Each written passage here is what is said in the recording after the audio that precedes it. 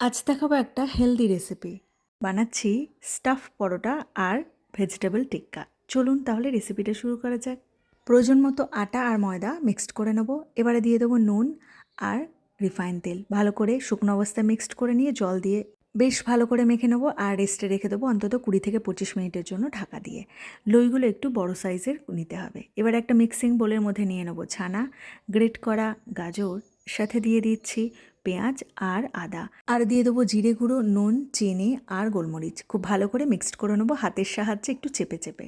এবার একটা লই নেব, ভালো করে প্রথমে গোল করে নেব, তেলের মধ্যে ডিপ করে নিয়ে প্রথমে একটু বেলে নেব, অল্প করে একটু মোটা করে বেলতে হবে।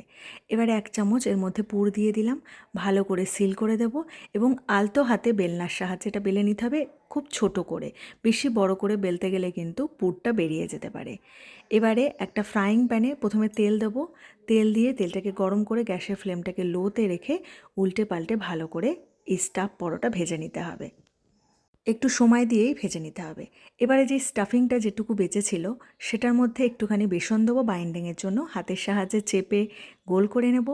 একটা ফ্রাইং প্যানে রিফাইন তেল গরম করে গ্যাসের ফ্লেমটাকে লোতে রেখে বেশ সময় ধরে উল্টে পাল্টে ভেজে নিলে এই টিকিটা একদম রেডি। এই স্টাফ পরোটা আর এই টিকিটা আপনারা দইয়ের রায়তার সাথেও খেতে পারেন বা সস দিয়েও খেতে পারেন। এটাকে টিফিন হিসাবেও নিয়ে যাওয়া যেতে পারে। আর এই স্টাফ পরোটা ডিনার বা ব্রেকফাস্ট দুটোই খাওয়া যেতে পারে। আপনারা চাইলে লাঞ্চেও খেয়ে নিতে পারেন।